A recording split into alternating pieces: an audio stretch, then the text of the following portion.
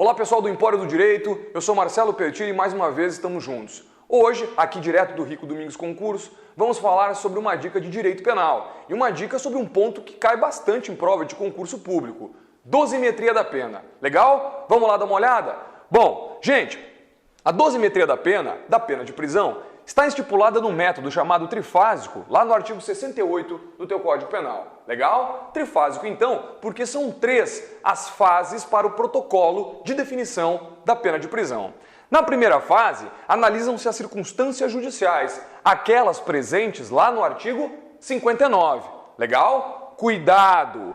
Essa primeira fase, a análise das circunstâncias judiciais, tem o que a gente chama de caráter residual. Tranquilo? Residual por quê? Porque eu tenho que dar uma olhada, conferir antes de começar a dosimetria, se essas circunstâncias não têm previsão específica na terceira ou na segunda fase. Não havendo, então eu analiso de forma residual aqui na primeira fase. Tranquilo?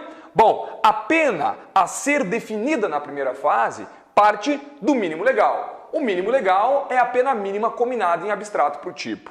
Para frente, o Código Penal não fixa a variação que o julgador tem que dar quando considera as circunstâncias judiciais. Doutrina e jurisprudência trabalham por volta de um sexto. Composição da pena base, ou seja, o que se produz na primeira fase como fruto da análise das circunstâncias judiciais, é a chamada pena base. Cuidado, pena base não é sinônimo de pena mínima em abstrato.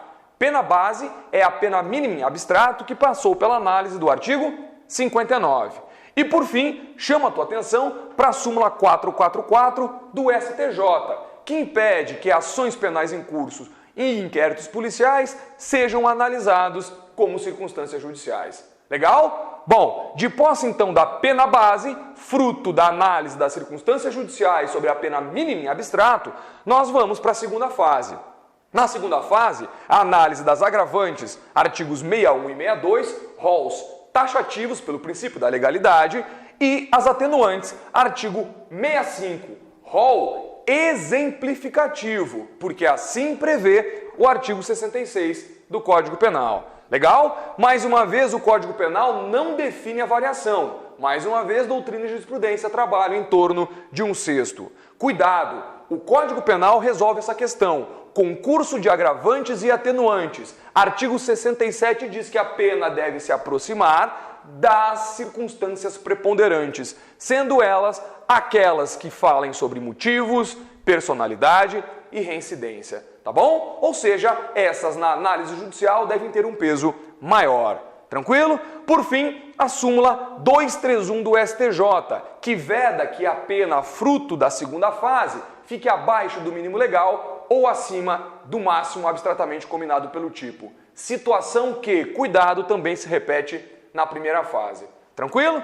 Bom, então, de posse da pena da segunda fase, partimos para a terceira. Circunstâncias especiais de aumento e diminuição. Moçada, presta atenção na dica. Circunstâncias de aumento e diminuição estão sempre em forma de fração e estão perdidas pela parte geral e também pela parte especial. Quer um exemplo na parte geral? Olha aqui, tentativa.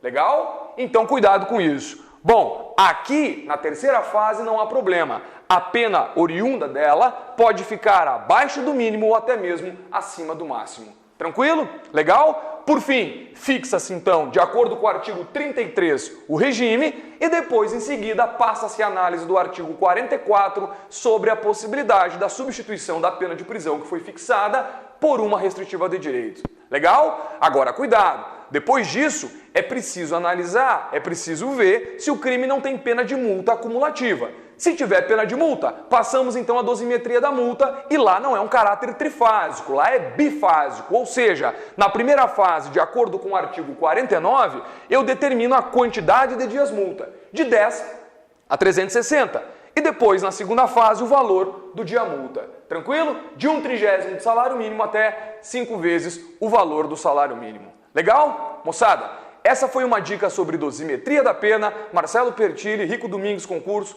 Um grande abraço para você do Empório do Direito. Até a próxima.